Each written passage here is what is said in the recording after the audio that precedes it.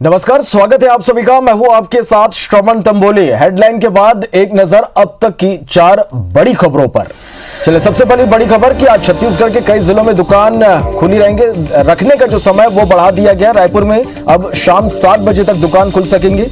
इसके साथ ही भारी बारिश की चेतावनी जारी की गई है। 10 जिलों में अगले 4 घंटे में भारी बारिश की संभावना मौसम विभाग ने जताई है। तो ये अब तक की 4 बड़ी खबरें। चलिए, खबरों को विस्तार से देखते हैं। सीएम भूपेश बघेल ने आज राजनांदगांव और धमतरी में करोड़ों के विकास कार्यों की सौगात दी।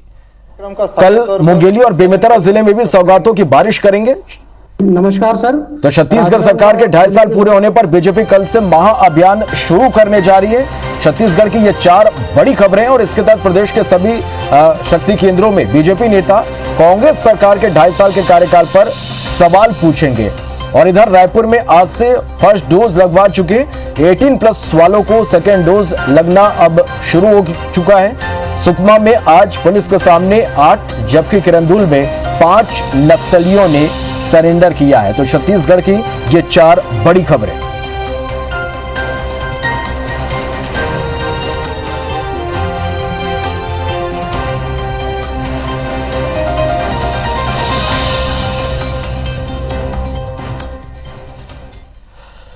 चलिए, बढ़ते आगे। कोरोना की दूसरी लहर में लगातार बढ़ते तेल कीमतों ने आम लोगों को रुला दिया। देश के कई शहरों में जहां पेट्रोल के दाम सेंचुरी मार चुके हैं, तो छत्तीसगढ़ में भी कीमतें सेंचुरी की ओर बढ़ रही है। बढ़ती महंगाई के मुद्दे को लेकर कांग्रेस ने केंद्र सरकार के खिलाफ देशव्यापी धरना प्रदर्शन किया। मगर सियासत से इतर एक सच्चाई ये कि बढ़ती कीमतों के कारण आम लोगों को चौतरफा मार झेलनी पड़ रही है।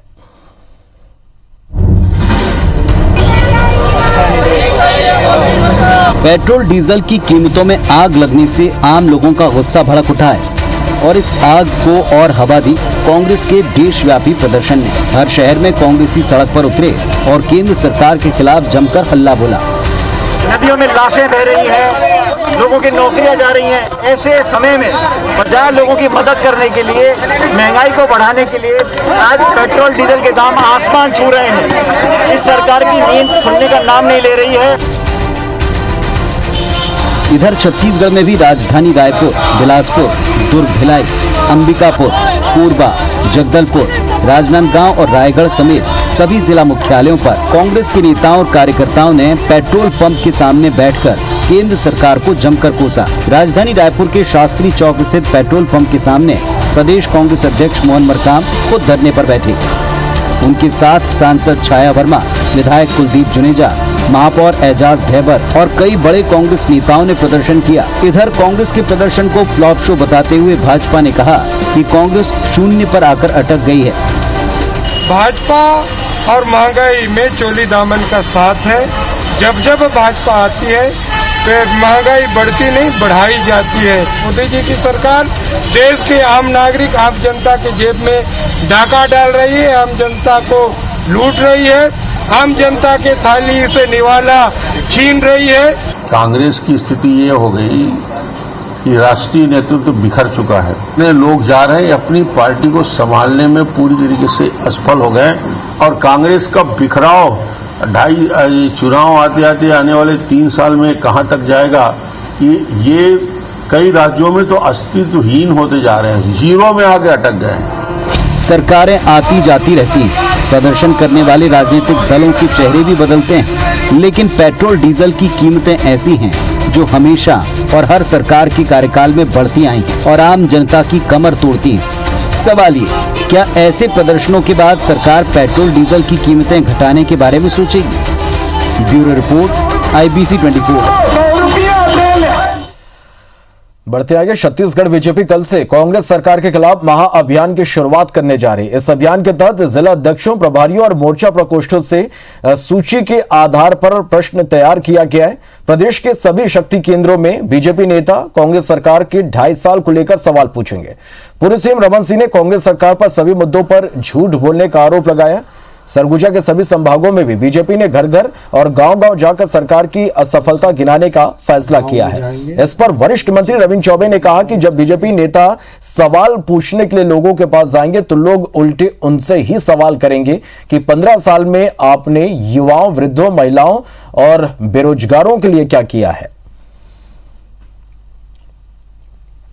सरकार के 2.5 साल होने के बाद हम गांव में जा रहे हैं। हर मंडल में 5 स्थानों पर सभा होगी और प्रमुख स्थानों में प्रमुख नेतागण जाएंगे और ये अभियान पूरे प्रदेश में चलेगा 17 तारीख तक। जो सरकार की विफलताएं रही हैं इस 2.5 वर्षों में और जिस तरीके से सरकार ने अपनी बड़ी बड़ी योजनाओं का ढिंढोरा पीटा और जिस प्रकार से भ्रष्टाचार इस प्रदेश के अंदर हुआ है, उन सभी विषयों को भारतीय जनता पार्टी गांव-गांव तक, घर घर तक लेके जाने की योजना बनाई है। किसानों से आपने झूठ क्यों बोला था? 2100 रुपया सपोर्ट प्राइस करने की बात कही थी और आज तक आपके नेतृत्व में आदरणीय मोदी जी की केंद्र सरकार 2100 रुपया 7 साल बीतने के बाद भी नहीं पहुंच पाई। जनता के इन प्रश्नों का उनको सामना करना पड़ेगा। छत्तीसगढ़ में इन दिनों भाजपा और कांग्रेस नेता बड़े बड़े दावे कर रहे हैं। कांग्रेस कह रही कि भाजपा के कई नेता पार्टी के संपर्क में हैं, तो वहीं भाजपा का कहना है कि कांग्रेस के नेता पार्टी के संपर्क में हैं। राहुल गांधी की करीबी रहे जितिन प्रसाद भाजपा में शामिल होने के बाद कई राज्यों में नेताओं के पाला बदलने की खबरें चरम पर है। छत्तीसगढ़ में भी भाजपा के नेता कह रहे हैं कि कांग्रेस के कई बड़े नेता भाजपा ज्वाइन करने के लिए संपर्क कर रहे हैं। इस पर कांग्रेस ने कहा कि विधायक तो दूर, कांग्रेस का एक कार्यकर्ता भी भाजपा ज्वाइन नहीं कर रहा। प्रदेश कांग्रेस अध्यक्ष मोहन मरकाम ने कहा कि राज्य सरकार के कामकाज और पार्टी में उपेक्षा के कारण भाजपा के कई नेता कांग्रेस के संपर्क में, आने वाले दिनों में इसका खुलासा करूंगा। तो वहीं पूर्व मंत्री बृजमोहन अग्रवाल ने कहा कि कांग्रेस में भगदड़ मची हुई है। पहले सिंधिया फिर जितिन प्रसाद कांग्रेस छोड़ भाजपा उन्होंने ज्वाइन किया। उन्होंने कहा कि 17 जून के बाद छत्तीसगढ़ में बड़ा राजनीतिक घटनाक्रम नजर आएगा। बड़ा घटनाक्रम होगा, उसका इंतजार करना चाहिए। कांग्रेस पार्टी में पूरे देश में भगदड़ मची हुई है। पहले ज्योतिरादित्य सिंधिया जी बीजेपी में आए, जतिन प्रसाद आए। पायलट कब बीजेपी में आ जाएंगे इसको कहा नहीं जा सकता। और मुझे लगता है 17 तारीख के बाद हमको छत्तीसगढ़ में भी बड़ा घटनाक्रम होगा, उसका इंतजार करना चाहिए। देखिए, हमें तो लगता है भारतीय जनता पार्टी के नेता हमारे संपर्क में है। आज भारतीय जनता पार्टी इससे ऊब चुके हैं छत्तीसगढ़ में और कांग्रेस सरकार की नीतियां, योजनाएं, माननीय भूपेश बघेल जी के नेतृत्व में कांग्रेस सरकार की नीतियों से बहुत से भारतीय जनता पार्टी के नेता भी प्रभावित हुए हैं। छत्तीसगढ़ के मुख्यमंत्री भूपेश बघेल ने आज धमतरी जिले को करोड़ों के विकास कार्यों की सौगात दी। मुख्यमंत्री ने जिले के रहवासियों को 269 विकास कार्यों का तोहफा दिया। वीडियो कॉन्फ्रेंसिंग के जरिए सीएम ने 115 करोड़ की लागत से 145 विकास कार्यों का लोकार्पण और 155 करोड़ रुपए की लागत से 124 विकास कार्यों का भूमि पूजन किया। कार्यक्रम में जिले के प्रभारी मंत्री कवासी लखमा भी मौजूद थे। वहीं मुख्यमंत्री भूपेश बघेल ने राजनांदगांव को 556 करोड़ 86 लाख का तोहफा दिया। वर्चुअल कार्यक्रम में सीएम भूपेश बघेल ने 231 करोड़ 18 लाख की लागत से 135 कार्यों का शिलान्यास किया, तो 325 करोड़ 68 लाख की लागत से 57 विकास कार्यों का लोकार्पण किया। इस दौरान मुख्यमंत्री ने दोनों जिलों के हितग्राहियों से चर्चा भी की। राजनांदगांव के सांसद संतोष पांडे समेत दिग्गज मौजूद थे। मां बमलेश्वरी मंदिर में जो बादलों हम कामयाब हो रहे हैं। हमारी योजनाएं एसी वाले कमरों से में बैठकर तैयार नहीं होती, बल्कि खेत खार, गली मोहल्लों, जंगलों और पहाड़ों से निकल कर आती है। चाहे राजीव गांधी किसान न्याय योजना हो, चाहे सुराजी गांव योजना हो, चाहे गोधन न्याय योजना की बात हो, चाहे मुख्यमंत्री हाट बाजार क्लिनिक योजना हो। राजनांदगांव जिला और धमतरी जिला का 800 करोड़ के लगभग भूमि पूजन हुआ है। मैं सबसे पहले मुख्यमंत्री को बधाई देता हूं। माननीय मुख्यमंत्री जी के मार्गदर्शन एवं राज्य शासन के निर्देशों के अनुरूप राजनांदगांव जिले में भी ग्रामीण अर्थव्यवस्था की मजबूती तथा शहरी क्षेत्रों में नागरिकों जीवन को और सुगम बनाने के लिए सतत कार्य किया गया है। शिक्षक पति की मृत्यु के 1 महीने के भीतर अनुकंपा नौकरी मिलने पर भावुक हुई महिला को देखकर सीएम भूपेश बघेल की आंखें भी नम हो गई। पति की मृत्यु के बाद मधु बेलचंद को शासकीय उच्चतर माध्यमिक शाला रावा में सहायक ग्रेड 3 के पद पर नौकरी मिली। महिला मुख्यमंत्री के प्रति आभार व्यक्त करते समय भावुक होकर रो पड़ी। 5 मई को शिक्षक सतीश कुमार बेलचंद की कोरोना से मृत्यु हो गई थी। उन्होंने बताया कि जिला शिक्षा अधिकारी कार्यालय में उन्होंने आवेदन दिया और इस पर तुरंत और संवेदनशीलता से कार्रवाई करते हुए शिक्षा विभाग में उन्हें 3 जून को अनुकंपा नियुक्ति मिली। इस अनुकंपा नियुक्ति को वे अपने परिवार के जीविकोपार्जन का एक बहुत बड़ा सहारा मानती हैं, क्योंकि पति की मृत्यु के बाद परिवार में उनके बुजुर्ग सास, 2 बच्चे, जिनका जिम्मा अब मधु के कंधे पर है।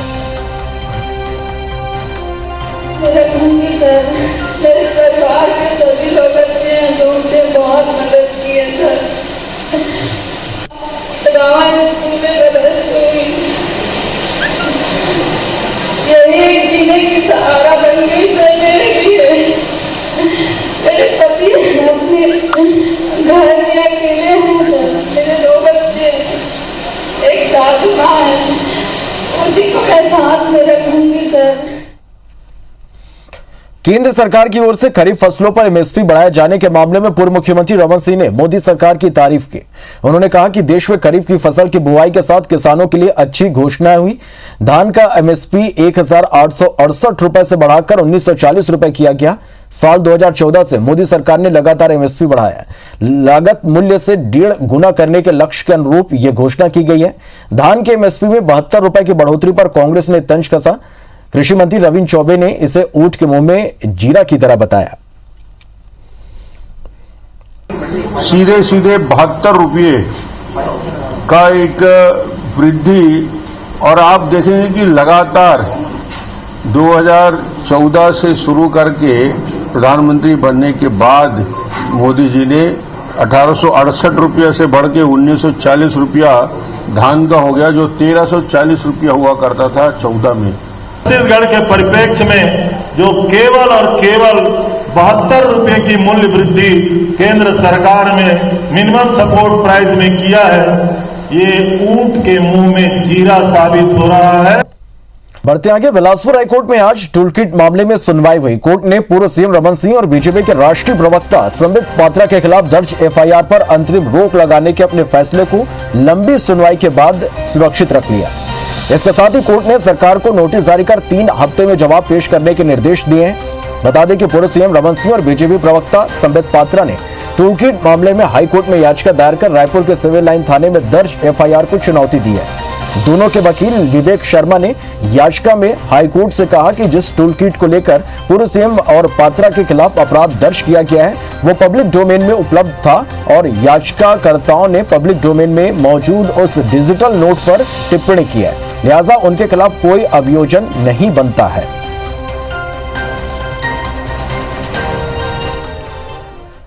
बिलासपुर हाईकोर्ट ने सियाराम साहू को राज्य पिछड़ा वर्ग आयोग के अध्यक्ष पद पर बने रहने के आदेश दिए हैं। आदेश की कॉपी लेकर सियाराम साहू जब पदभार ग्रहण करने के लिए आयोग के कार्यालय पहुंचे तो वहां पर अध्यक्ष केबिन में ताला जड़ा हुआ मिला। मौजूद अधिकारियों ने कहा कि चाबी थानेश्वर साहू के पास है, जिसे लेकर खूब हंगामा हुआ। पूरे मामले में सियाराम साहू ने कहा कि वो हाईकोर्ट के आदेश का पालन कर रहे हैं और राज्य सरकार को वर्तमान अध्यक्ष को हटाना चाहिए, जबकि थानेश्वर साहू ने कहा कि वो अभी अपना पद सियाराम साहू को नहीं दे सकते क्योंकि उनकी नियुक्ति राज्य सरकार ने की है और वो राज्य सरकार के निर्देशों का पालन करेंगे। दरअसल सियाराम साहू के 3 वर्ष का कार्यकाल पूरा होने के पहले ही राज्य सरकार ने थानेश्वर साहू की बतौर अध्यक्ष नियुक्ति कर दी थी, जिस पर हाईकोर्ट ने सियाराम साहू को कार्यकाल पूरा करने के आदेश दिए हैं। मैं तो हाई कोर्ट का आदेश लेकर के मैं पद में काम करने के लिए आया हूँ, लेकिन दुर्भाग्य है कि मेरे ऑफिस में ताला लगा दिया गया है। कहीं न कहीं ये दुर्भावना लगता है राज्य सरकार की, जो नहीं होना चाहिए। केंद्र सरकार के राज्य सरकार के नियमों का पालन करूंगा। सियाराम साहू जी को कोर्ट से आदेश मिला है अध्यक्ष बनने रहने का, तो वो अभी शासन के पास जाए और शासन के तरफ से विधिवत रूप से पिछड़ा वर्ग आयोग अध्यक्ष के रूप में नियुक्ति का पत्र लेके आए। अभी उनके कहने पे हम चार्ज नहीं दे सकते क्योंकि वर्तमान में अध्यक्ष के रूप में शासन की तरफ से नियुक्ति पत्र मुझे मिली। बढ़ते आगे, छत्तीसगढ़ के राज्यपाल अनुसुईया उइके ने आज राजभवन में स्वास्थ्य सचिव डॉक्टर आलोक शुक्ला और महाधिवक्ता सतीश चंद्र वर्मा की बैठक ली। राज्यपाल ने डॉक्टर शुक्ला से चंदूलाल चंद्राकर मेडिकल कॉलेज दुर्ग के छात्रों के बारे में जानकारी लेते हुए आवश्यक कार्यवाही के निर्देश दिया। स्वास्थ्य सचिव ने बताया कि कॉलेज का अधिग्रहण को लेकर कई समितियां गठित की गई हैं। उन समितियों से प्रतिवेदन मिलने के बाद जल्द कार्यवाही की जाएगी। वहीं राज्यपाल ने महाधिवक्ता सतीश चंद्र वर्मा के साथ बैठक में हाईकोर्ट में लंबित सरकार के कई मामलों की जानकारी ली।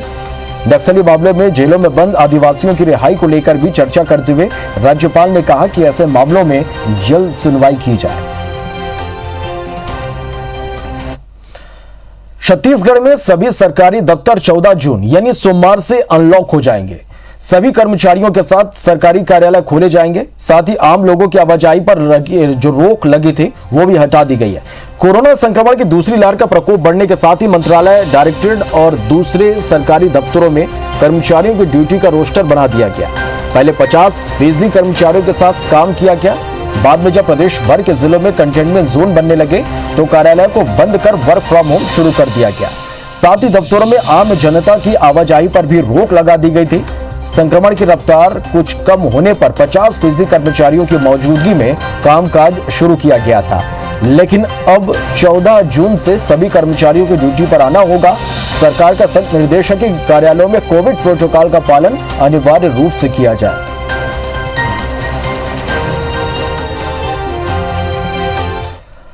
तो इसी के साथ फिलहाल इस बुलेटिन में इतना ही। लगातार खबरों का अपडेट के लिए आप बने रहिए और देखते रहिए IBC 24। नमस्कार।